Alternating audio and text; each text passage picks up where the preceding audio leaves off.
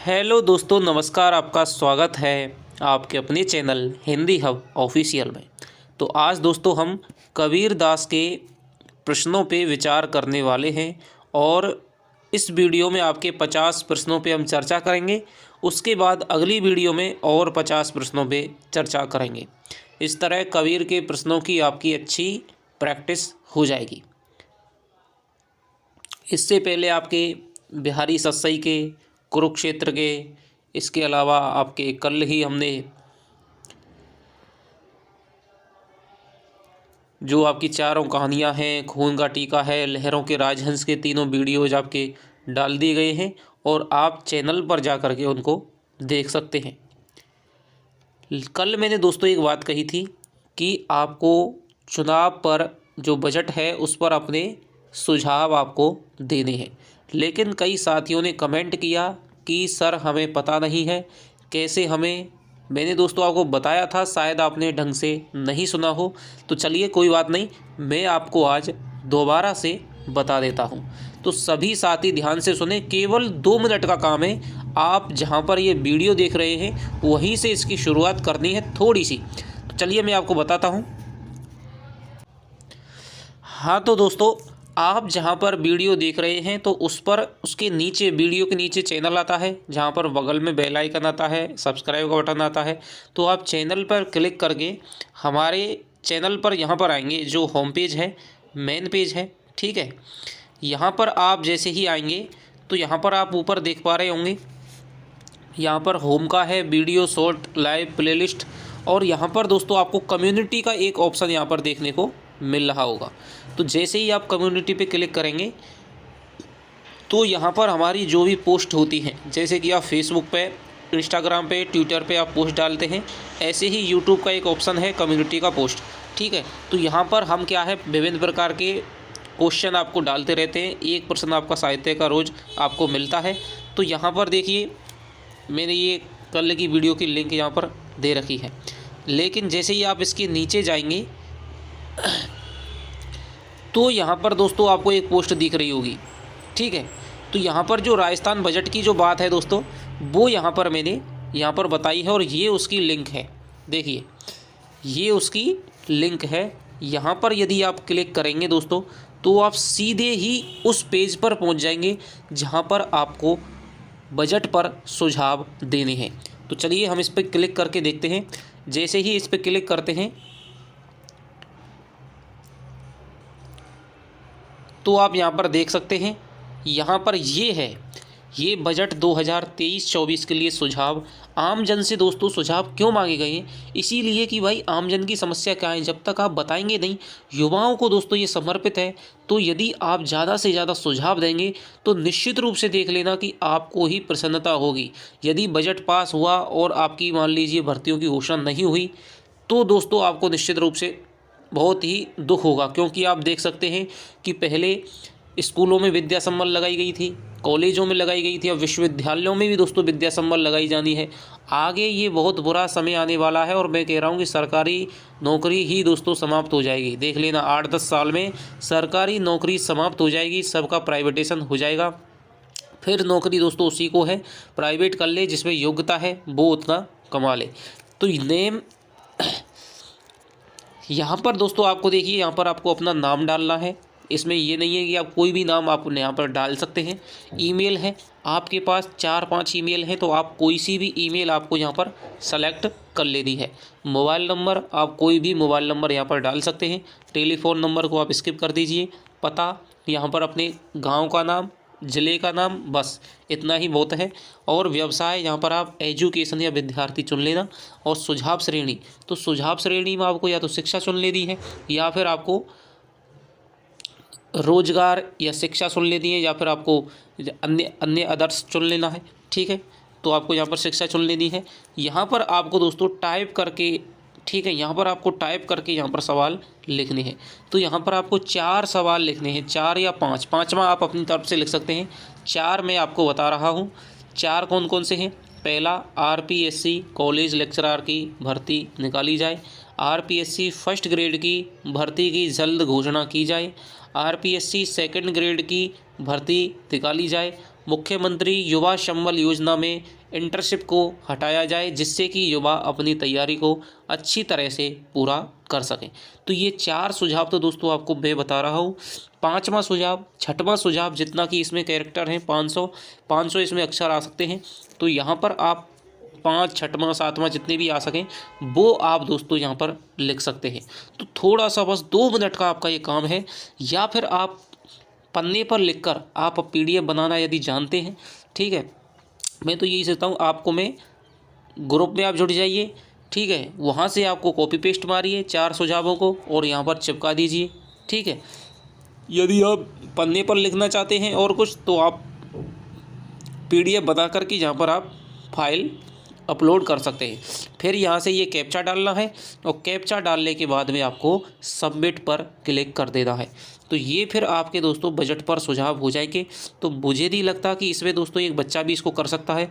शायद आपने ढंग से नहीं सुना, वीडियो ढंग से नहीं देखी, इसलिए आपको दिक्कत आ रही है। तो आशा करता हूँ कि आप सभी आज के ही दिन अपने बजट पर दोस्तों सुझाव देंगे। यदि आप अब मेरी मेहनत का तो आप क्या देंगे, यदि आप थोड़ा सा भी सम्मान करते हैं और हाँ मानते हैं कि आपके लिए वास्तव में हिंदी अब ऑफिशियल मेहनत कर रहा है, तो आप थोड़ा सा क्या है इस पे अपनी भागीदारी दोस्तों निभाएं, जिससे कि आपको और आपके आने वाले सभी जो भी आपसे जूनियर हैं या फिर आपको ही दोस्तों भविष्य में फ़ायदा निश्चित रूप से मिलेगा। तो चलिए अब हम अपने क्वेश्चन की तरफ चलते हैं।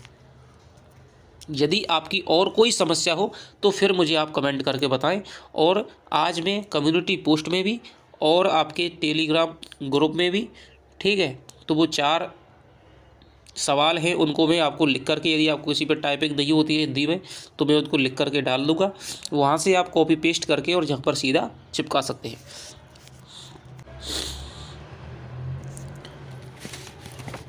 तो ये दोस्तों आपका पहला आपका प्रश्न है, कबीर पे आज हम चर्चा करेंगे। और कबीर के आपके 5 अंग हैं, 5 अंग आपके लगे हुए हैं। गुरुदेव को अंग, सुमरन को अंग, बिरह को अंग, और आपके ज्ञान बिरह को अंग, और पर्चा को अंग। लगभग दोस्तों इनमें आपके 175 आपके पद हैं, वो दोहे हैं, और 10 आपके पद लगे हुए हैं। तो कबीर दोस्तों बहुत ही विशाल है, ठीक है। ऐसे ही आपका तुलसी है। तो चलिए किस प्रकार के आपने, आशा करता हूँ कि आपने पढ़ रखा होगा, ठीक है।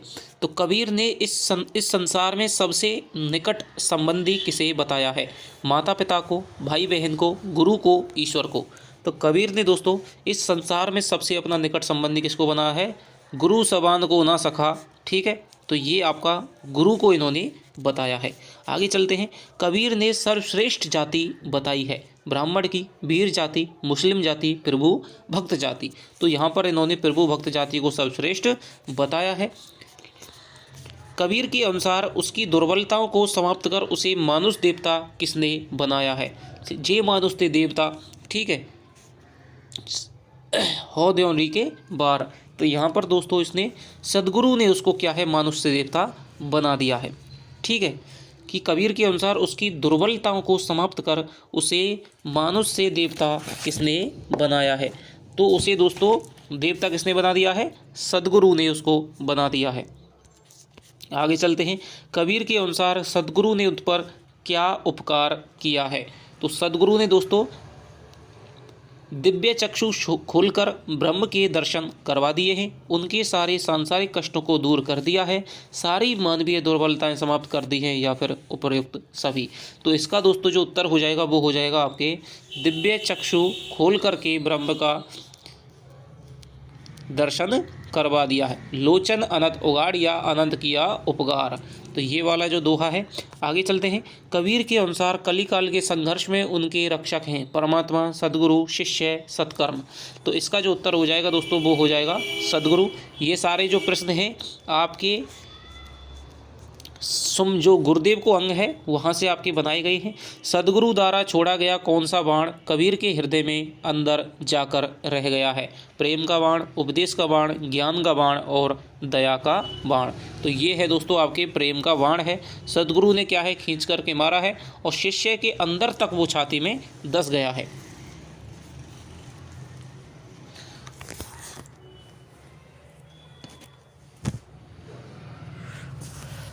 आगे चलते हैं।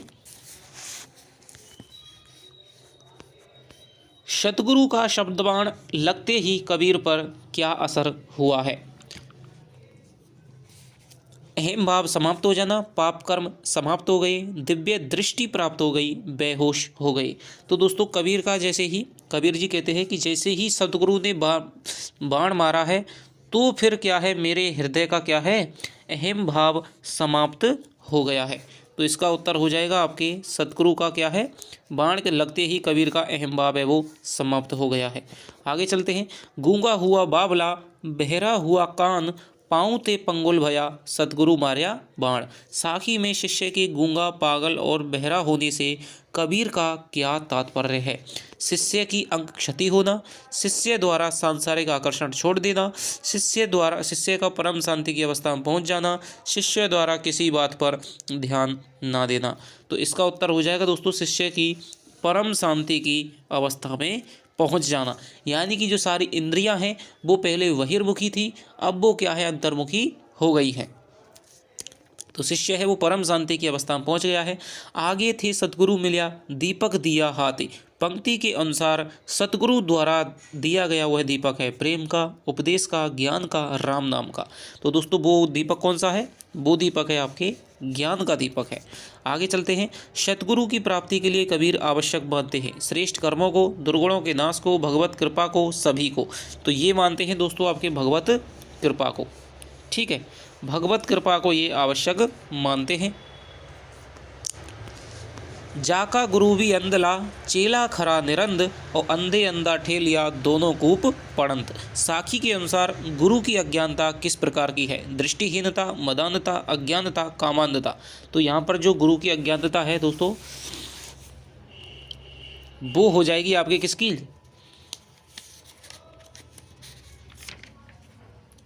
वो हो जाएगी आपके अज्ञानता की, अज्ञानता की हो जाएगी। आगे चलते हैं। दोनों बूढ़े नाव में चढ़ी पाथर की नाव। कि शिष्य और जो गुरु हैं दोनों ही क्या है, पत्थर की नाव में बैठ गए हैं और दोनों की ही क्या है, नाव डूब गई है। यहाँ पत्थर की नाव पर चढ़ना गुरु शिष्य के किस आचरण के समान है? तो यहाँ पर दोस्तों ये हो जाएगा आपके धोखा देना, लालच रखना, अज्ञानी होना, झूठ बोलना। तो ये दोस्तों गुरु शिष्य के किसके समान है? लालच रखने के समान है। कि दोनों क्या है, शिष्य भी गुरु से क्या है, लालच रखता रहा, गुरु भी क्या है, शिष्य से लालच रखता रहा, और पत्थर की नाव पर दोनों बैठ गए और दोनों की नाव है वो डूब गई। पत्थर की नाव पर बैठना ये आपका मुहावरे का भी यहाँ पर प्रयोग किया गया है।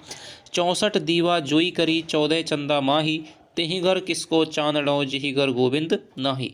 इस साखी में कबीर ने माना है भक्ति को ज्ञान से श्रेष्ठ, ज्ञान को भक्ति से श्रेष्ठ, ज्ञान व भक्ति दोनों को समान, ईश्वर की दया को आवश्यक। तो यहाँ पर दोस्तों आपको माना है भक्ति को क्या है, ज्ञान से श्रेष्ठ यहाँ पर आपको माना है। भक्ति को ज्ञान से श्रेष्ठ माना है। आगे चलते हैं।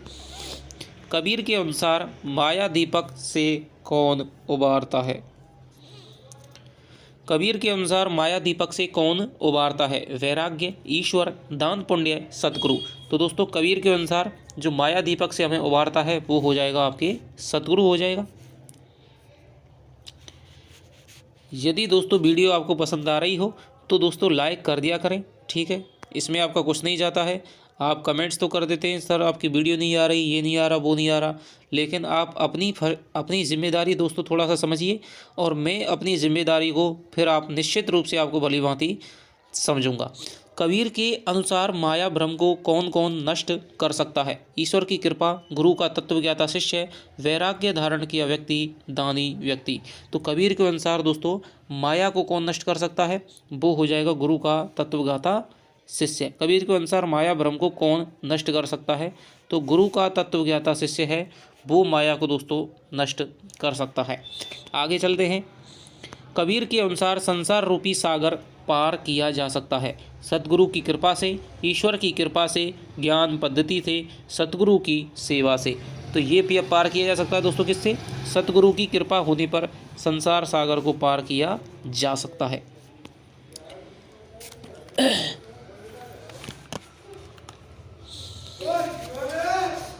कबीर के अनुसार कौन सा शिष्य गुरु मिलने पर भी ज्ञान प्राप्त नहीं कर सकता? कहना ना मानने वाला शिष्य, त्रुटिपूर्ण शिष्य, अपने को ज्ञानी मानने वाला शिष्य, उपर्युक्त सभी।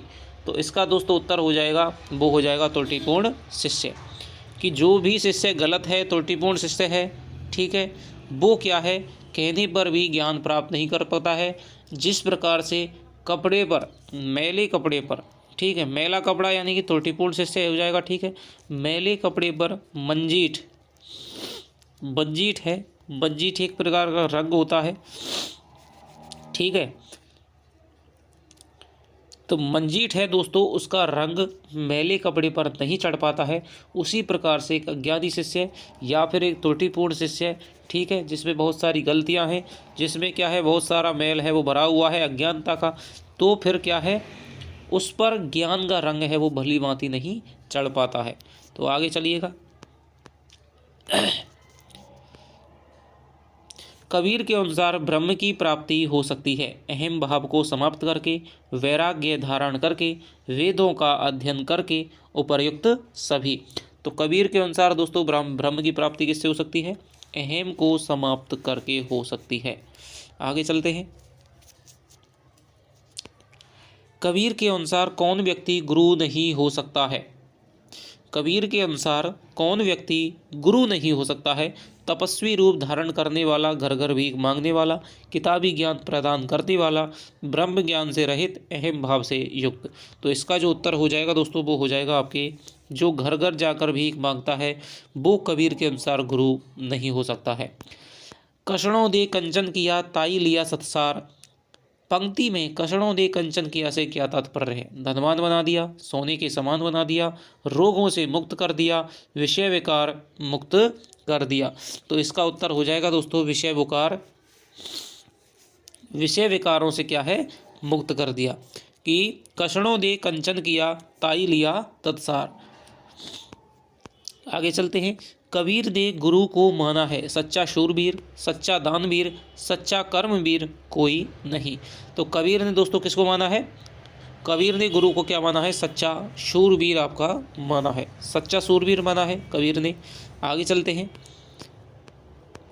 कहे कबीर राम जन खेलो संत विचार। उपर्युक्त पंक्ति में खेलो संत विचार से कवि का क्या तात्पर्य है?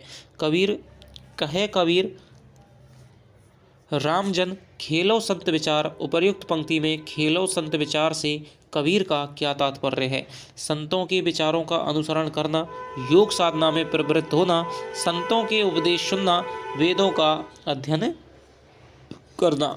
तो दोस्तों कहे कबीर रामजन खेलो संत विचार, तो यहाँ पर कहते हैं कबीर उन योगियों को समझाते हैं जो योग साधना क्या है अपने ही ढंग से अपने अनुरूप करने लग जाते हैं। तो वो कहते हैं कि जो योग साधना का मार्ग है बहुत ही कठिन है, ये योग साधना को जो खेल है बहुत ही कठिन है, इसलिए आपको योग साधना में खेलो संत विचार, विचार पूर्वक आपको खेलना चाहिए। कबीर ने परमात्मा को क्या बताया है? प्रेम का बादल, ज्ञान का बादल, विरह का बादल या फिर आपके पानी का बादल। तो कबीर दोस्तों क्या बताएंगे? प्रेम का बादल इन्होंने परमात्मा को बताया है। आगे चलते हैं। कबीर के समस्त दुख किसने दूर कर दिए हैं? परमात्मा ने, पूर्ण सतगुरु ने, शिष्य की सेवा ने, वैद्य ने। तो कबीर के समस्त दुखों को दोस्तों किसने दूर किया है? पूर्ण रूप से सतगुरु ने दूर कर दिया है। आगे चलते हैं। यदि दोस्तों वीडियो आपको पसंद आ रही है और आपने शायद आपको अब जाके पता चला हो, बहुत सारे साथी पहले से ही जुड़े हुए थे लेकिन बहुत सारे साथी अभी जुड़े हैं क्योंकि उन्हें पता ही नहीं था। तो दोस्तों आपको बिल्कुल भी घबराने की चिंता करने की ज़रूरत नहीं है। आप जितने भी प्रश्न हैं उनको अच्छी तरह से करें, ठीक है। ऐसे इतना ज़्यादा नहीं है क्योंकि आपको पढ़ने में भी मज़ा आएगा। तो आप जो आपकी अब मुख्य रचनाएं हैं, अब आपको खून का टीका है, भले ही वो नहीं पढ़ें लेकिन उसके क्वेश्चनों की 3 वीडियो हैं, उनको आप करके देख सकते हैं क्योंकि तीनों वीडियो में ही आपको क्या है, ज़्यादा से ज़्यादा मैं सोचता हूँ कि वहीं से क्वेश्चन आपको मिल जाएगा और पूरा सार भी आपको तीनों वीडियो में से मिल जाएगा। क्योंकि इस प्रकार से वीडियो दोस्तों बनाई है, खून का टीका पे हमने बहुत अच्छा काम किया है। तो चैनल को दोस्तों सब्सक्राइब कर लें जिससे कि अब आपकी एक भी वीडियो क्या है, मिस नहीं हो। इसीलिए कल की वीडियो में समस्या आई थी, लोग पूछ रहे थे कि भाई बजट पे सुझाव कहाँ पर देने हैं। मैं 2 वीडियो में लगातार बोल रहा हूँ। कम्युनिटी पे भी दोस्तों लगातार आप जा कर के वहाँ पर भी मैंने हर क्वेश्चन एक क्वेश्चन रोज़ मिलता है, तो उस क्वेश्चन का आप आंसर दिया करें, या फिर आप कम्युनिटी पे जाके आप आज ही सारे क्वेश्चनों के आप आंसर दे सकते हैं, तो वहाँ पर आपको निश्चित रूप से दोस्तों फ़ायदा मिलेगा। कबीर के अनुसार मनुष्य का कल्याण हो सकता है दूसरों की सेवा करने से, वेदों का अध्ययन करने से, राम नाम का स्मरण करने से और धार्मिक पूजा करने से। तो ये हो जाएगा दोस्तों आपके राम नाम का स्मरण करने से कबीर के अनुसार कल्याण हो सकता है। जन कबीर मस्तक दिया शोभा अधिक अपार, पंक्ति में कबीर अपने मस्तक पर क्या धारण करने की बात कह रहे हैं। गुरु को उपदेश, राम नाम सार तत्व, चंदन का तिलक, प्रभु भक्ति का संकल्प। तो ये हो जाएगा आपके राम नाम सार तत्व हैं। कबीर अपने मस्तक पर क्या है धारण करने की बात कर रहे हैं। कबीर ने नाम स्मरण के अतिरिक्त अन्य साधनों को बताया है। दुखों से भरपूर, जाल के समान, काल समान विनाशकारी, उपर्युक्त सभी। तो दोस्तों यहाँ पर दुखों से भरपूर, जाल के समान और काल समान विनाशकारी है, ये इन्होंने बताया है। तो कबीर दोस्तों क्या है, नाम स्मरण को ही, जो भी निर्गुण भक्ति साहित्य है उसमें नाम स्मरण को बहुत ज़्यादा प्राथमिकता दी जाती है। इसी प्रकार ये दोस्तों दोनों की ही कॉमन है, ठीक है। आप चाहे सगुण भक्ति में चले जाइए या फिर आप निर्गुण भक्ति में चले जाइए, नाम को दोस्तों गुरु को, ठीक है, नाम को, गुरु को, सच्चे हृदय को, ठीक है, निर्मल या समर्पण भाव को, तीनों ही क्या है, तीनों को ही, दोनों ही क्या है शाखाएं आपके महत्व देती हैं।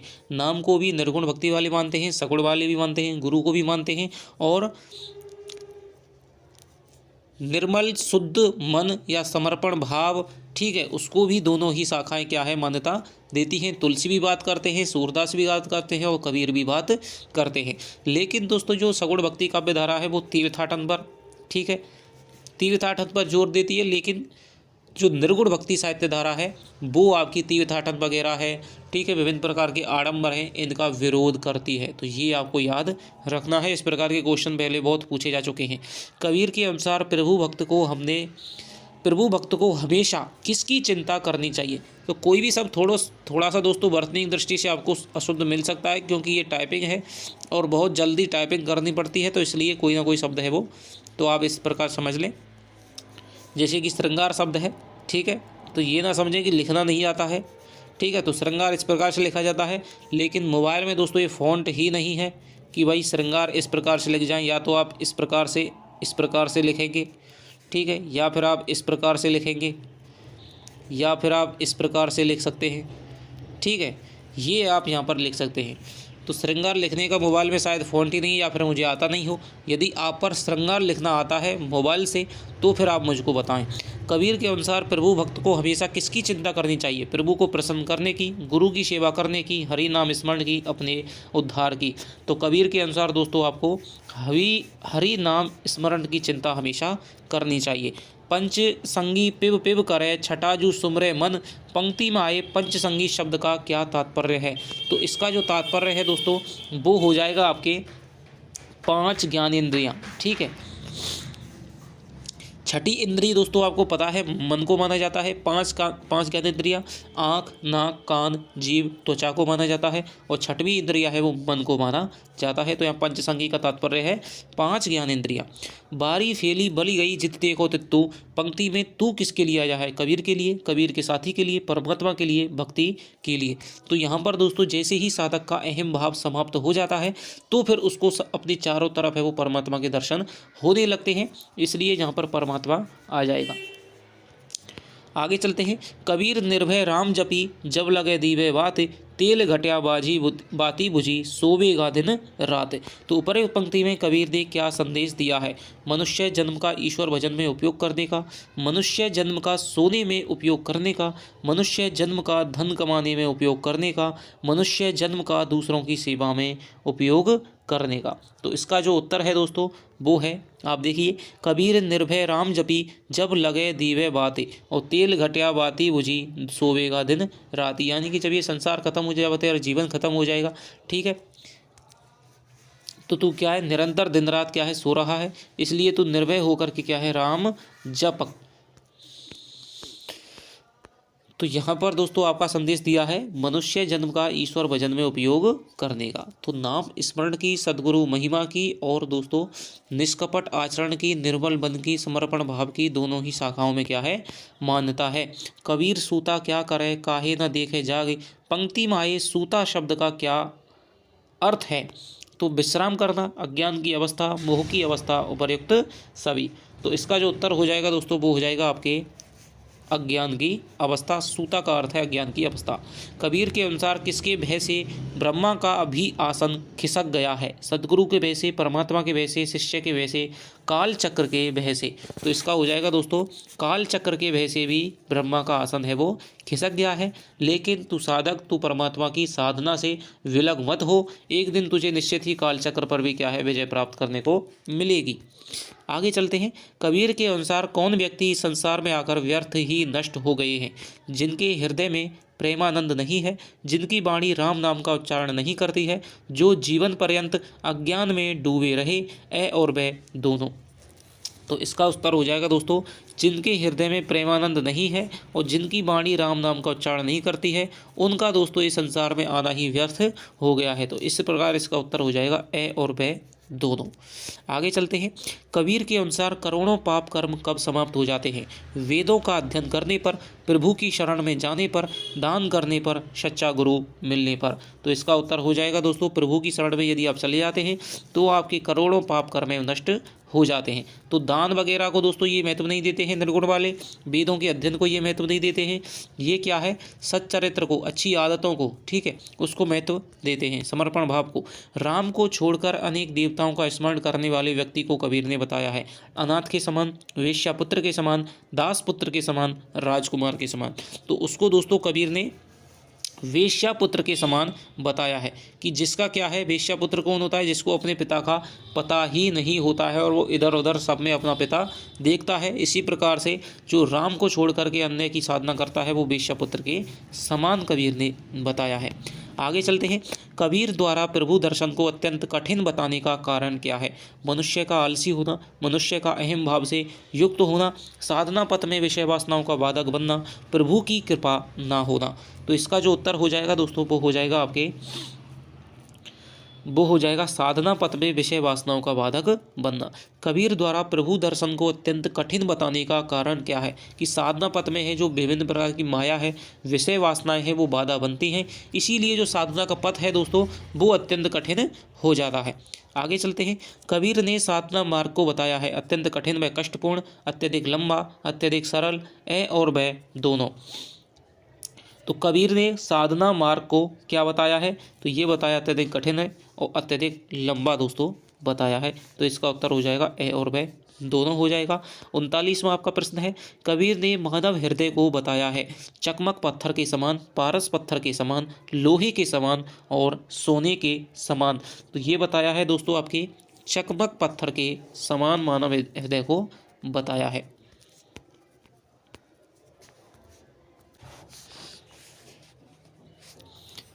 रानी रूनी ब्रहनी ज्यों बंचौ कुंज, कबीर अंतर प्रजल्या प्रगट्या बिरहा पुंज। साखी में किसकी ब्रहावस्था का चित्रण किया गया है, तो यहाँ पर दोस्तों ये आपके जो आपके विरह का अंग है वहाँ से क्वेश्चन है। तो शिष्य गुरु आत्मा चातक पक्षी, तो यहाँ पर आपके आत्मा की विरहावस्था का चित्रण किया गया है। आगे चलते हैं। चकवी बिछुटी रैण की आय मिली प्रभात, जे जन बिछुटे राम सू ते दिन मिले ना रात। कि चकवी तो चकवे से बिछड़ करके दिन में मिल जाती है, लेकिन जे जन बिछुड़े जो व्यक्ति राम से बिछुड़ गया है वो ना तो दिन में मिलता है ना ही रात में मिलता है।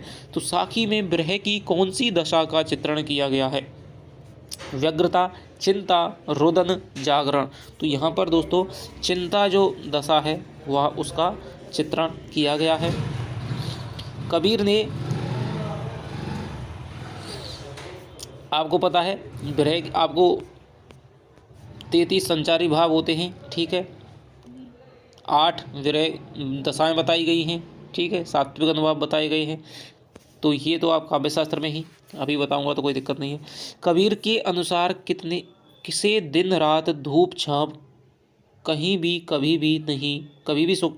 कबीर के अनुसार किसे दिन रात धूप छांव कभी भी सुख नहीं मिलता है। कबीर के अनुसार किसी दिन रात धूप छांव कभी भी कहीं भी सुख नहीं मिलता, ना तो धूप में मिलता है, ना छांव में मिलता है, ना दिन में मिलता है, ना रात में मिलता है। तो किसे नहीं मिलता है? चकवा पक्षी को, राम वियोगी को, शिष्य को, या फिर गुरु को। तो इसका उत्तर हो जाएगा दोस्तों आपके राम वियोगी को। तो थोड़ा सा ध्यान से आपको क्वेश्चन देखना पड़ेगा, ये नहीं कि आप रट करके ले जाएं। 175 पद हैं, 175 दोहे हैं, 10 पद हैं, कितना रटेंगे आप? ठीक है। और क्वेश्चन बनने का टाइप क्या है वो मैं आपको बता रहा हूँ। या तो आपसे पूछा जाएगा, ज़्यादातर जो देखने में आ रहा है, या तो आपको पंक्ति दे दी जाएगी, उसमें भाव पूछा जाएगा, एक प्रकार का क्वेश्चन। दूसरे प्रकार का क्वेश्चन है आपको दोहा दे दिया जाएगा, पूछेगा कौन से अंग से ये उद्धृत है, या ब्रह के अंग से है, सुमरन के अंग से है, ज्ञान ब्रह के अंग से है, पर्चा के अंग से है, गुरुदेव के अंग से है। तो ये आपको थोड़ा सा ध्यान रखना है, जिस अंग में संग्रहित है दोस्तों उसी प्रकार का दोहा वहाँ पर लिया गया है। गुरुदेव का है तो वहाँ पर गुरु की महत्वता आ रही है हर दोहे में। विरह का है तो वहाँ पर विरह की दशाएं बताई जा रही हैं, तो ये आपको ध्यान देना है। तीसरे प्रकार क्वेश्चन है, आपको कोई ना कोई पंक्ति शब्द दे देगा, ठीक है, पंक्ति लिख करके भाई। तो वहाँ पर जैसे आपकी फर्स्ट ग्रेड संस्कृत विभाग में मंजीट शब्द है वो पूछा था, भोल शब्द है वो पूछा था, ठीक है। और जो आपके बालकांड है वहाँ पर भी इसी प्रकार के हैं, ठीक है। या फिर आपको कोई पंक्ति दे देगा, वो पूछ लेगा कौन से कवि की है, ठीक है, कबीर की, तुलसी की, मीरा की, इस प्रकार से। तो ये 3-4 प्रकार से क्वेश्चन बनेगी। अब ये तो नहीं कि आपके कबीर में इतना लंबा दे दिया, फर्स्ट ग्रेड में भी नहीं है इतना, ठीक है, कॉलेज लेक्चरर में भी नहीं है, तो इतना दे करके आपको बहुत तगड़ी कोई बहुत ज़्यादा गहराई से प्रश्न नहीं पूछने वाला है। उसका मतलब इतना है कि आप कबीर को पढ़ें, थोड़ा सा आप शब्दावली को ध्यान दें, ठीक है। तो शब्दावली आपको विशेष रूप से ध्यान देनी है, अर्थ तो आप कर ही देंगे, तो थोड़ा सा उसके अंदर को भाव को समझने का प्रयास करें। आगे चलते हैं। कबीर के अनुसार ब्रह्म की चर्चा सुनती हुई ब्रह्मणी आत्मा गुरु से क्या चाहती है? प्रभु किस विधि द्वारा मिलेंगे? प्रभु संसार में कब अवतार लेंगे? प्रभु से भेंट कब होगी? प्रभु मोक्ष कब प्रदान करेंगे? तो इसका उत्तर है दोस्तों, प्रभु से भेंट कब होगी, ठीक है। ब्रह्म ज्ञान की चर्चा हुई आत्मा कब क्या सुनना चाहती है? ब्रह्म की चर्चा सुनती हुई ब्रह्मणी आत्मा गुरु से क्या जानना चाहती है कि भाई मेरी प्रभु से भेंट कब होगी। आगे चलते हैं। कबीर के हृदय में कौन सी असहनीय पीड़ा छाई हुई है? शरीर की, मन की चंचलता की, प्रेम की, धन की? तो कबीर के हृदय में दोस्तों आपकी कौन सी पीड़ा छाई हुई है? तो ये छाई हुई है आपके प्रेम की जो पीड़ा है वो कबीर के हृदय में छाई हुई है। तो दोस्तों थोड़ा सा आप क्या है वीडियो को स्लो करके देखा करें, ये नहीं कि आपको मैं यदि आराम से बोल रहा हूँ तो आप वीडियो को दोगुनी स्पीड से बोलते हैं, यदि मैं थोड़ा फास्ट बोल रहा हूँ तो फिर आपको वीडियो उसी हिसाब से देखनी चाहिए। कबीर ने विरह को बताया है सांप के समान, व्याधि के समान, अग्नि के समान, औषधि के समान। तो कबीर ने दोस्तों विरह को किसके समान बताया है? तो कबीर ने विरह को बताया है आपके सांप के समान बताया है। कबीर के अनुसार विरह रूपी सर्प की वेदना से कौन विचलित नहीं होते हैं? कबीर के अनुसार विरह रूपी सर्प की वेदना से कौन विचलित नहीं होते हैं? तो ये हो जाएगा दोस्तों आपके साधुजन हो जाएगा, साधुजन हो जाएगा। विरह शून्य हृदय को कबीर ने बताया है पत्थर के समान, शमशान के समान, निर्जन स्थान के समान, या फिर उपर्युक्त सभी। तो ये है दोस्तों शमशान के समान इन्होंने विरह शून्य हृदय को बताया है। और कबीर ने अपनी आंखें लाल होने का क्या कारण बताया है? दुख नहीं आने के कारण, वियोग में निरंतर रोने के कारण, क्रोध के कारण, या ए और ब दोनों? तो इसका हो जाएगा दोस्तों आपके वियोग में निरंतर रोने के कारण है कबीर की आंखें क्या हैं? लाल हो गई हैं। 49वां क्वेश्चन चलते हैं। कबीर के अनुसार आँखों से गिरने वाले रक्त के आंसू पहचान कराते हैं? प्रेम के दिखावे की, अपने पराये की, सच्चे प्रेम की, आँखों के रोग की? तो कबीरदास कहते हैं दोस्तों यदि आँखों से लहू टपके ना वही सच्चे प्रेम की निशानी है। आंसू तो फिर सभी रोते हैं इस प्रकार, तो ये हो जाएगा आपके सच्चे प्रेम की। और 50वां और आपका अंतिम क्वेश्चन है, प्रभु प्रियतम को प्राप्त करने के लिए कबीर ने क्या आवश्यक माना है? तो ये माना है दोस्तों आपके सुखमय जीवन, धन दौलत, भजन, हृदय में भय का दुख। तो हृदय में दोस्तों भय का दुख है, कबीर ने प्रभु की प्राप्ति के लिए आवश्यक माना है। तो ये आपके दोस्तों इस वीडियो में हम 50% देखेंगे और अगली वीडियो में दोस्तों 50% पे हम चर्चा करेंगे। और फिर यदि आप दोबारा से पढ़ेंगे तो थोड़ा सा आपको पता चल जाएगा कि भाई कहाँ पर हमें फोकस करना है, शब्दों के जो भी अर्थ हैं, ठीक है, जो भी विशेष शब्द आ रहा है जैसे कि मंजीठ है, ठीक है, तो ये दोस्तों निश्चित रूप से आपसे उठा करके पूछ लिया जाएगा। समान शब्द है वो आपके फर्स्ट ग्रेड में, ठीक है, सामान्य श्रेणी की परीक्षा उसमें आपके पूछा था समान शब्द का क्या अर्थ है, ठीक है। तो इस प्रकार आपको शब्दों पर आपको विशेष फोकस देना है। लगभग अब तक जो भी जितने भी सवाल पिछली परीक्षाओं में पूछे गए हैं 90% आपके कबीर से, तुलसी से आपके क्या है, शब्दों से ही संबंधित रहते हैं, ठीक है। या फिर कोई विशेष दोहा है तो वो आपसे पूछा जा सकता है। किसी में कोई विशेष अलंकार है जैसे कि लोचन अनंत उगाड़िया, अनंत किया उपकार, ठीक है, तो यहाँ पर आपकी यमक अलंकार है। विशेष आपका कोई अलंकार है तो वो आपसे पूछा जा सकता है, यमक में से, श्लेष में से, या फिर आपका उपमा है, उत्प्रेक्षा है, ठीक है। तो ये आपको याद रखना है। तो चलिए दोस्तों आपसे मिलते हैं। यदि आपको अच्छा लगा है वीडियो तो थोड़ा सा कमेंट करके बताएं, ठीक है। वीडियो पढ़ते पढ़ते ही कमेंट आपका हो जाता है किस प्रकार के आपको प्रश्न लगे हैं और आप क्या चाहते हैं। तो चलिए आपसे मिलता है अगली वीडियो में, तब तक के लिए दोस्तों बाय बाय, जय हिंद, जय भारत।